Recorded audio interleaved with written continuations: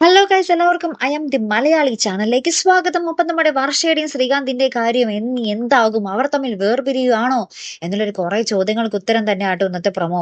വേറെ ഒന്നുമല്ല, നമ്മുടെ വർഷ ഇപ്പോഴും ആ ഒരു പ്രശ്നം അങ്ങാണ്ട് വിട്ടുകളയാൻ ഉദ്ദേശിച്ചിട്ടില്ല. നമ്മുടെ ശ്രീകാന്ത് ആണെങ്കിലും നമ്മുടെ വർഷയുടെയും വീണ്ടും വീണ്ടും ചൊടിപ്പിക്കുന്നുണ്ട്. നീ ആത്മാർത്ഥമായിട്ടല്ല അച്ഛനോട് സോറി പറഞ്ഞതെന്നൊക്കെ പറഞ്ഞ് ഭയങ്കരമായിട്ട് ദേഷ്യപ്പെടുന്നുണ്ട്.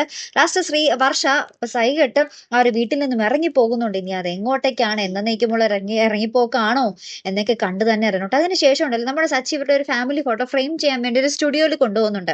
അപ്പൊ ആ ഒരു സ്റ്റുഡിയോക്കാരൻ ചോദിക്കുന്നുണ്ട്, നമ്മുടെ ചന്ദ്രമതി കാണിച്ചുകൊണ്ട് ഇത് ആരാണെന്ന് ചോദിക്കുമ്പോൾ നമ്മുടെ സച്ചി പറയുന്നുണ്ട് ഇത് എന്റെ അമ്മയാണെന്ന്.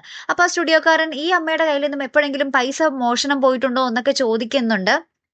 ശേഷം ആ ഒരു മോഷ്ടിച്ച ആ ഒരു സംഭവം അവരുടെ ക്യാമറയിൽ പതിഞ്ഞിട്ടുണ്ടെന്നും ഇതൊന്ന് നോക്കിക്കേ എന്ന് പറയുന്നതും കാണാം. നമ്മുടെ സച്ചി ആകെ ഞെട്ടി നിൽക്കുന്നതും കാണാം. കാരണം എന്ന് വെച്ചാൽ നമ്മുടെ രേവതിയുടെ അനിയനാണ് അന്ന് പൈസ മോഷ്ടിച്ചതല്ലേ.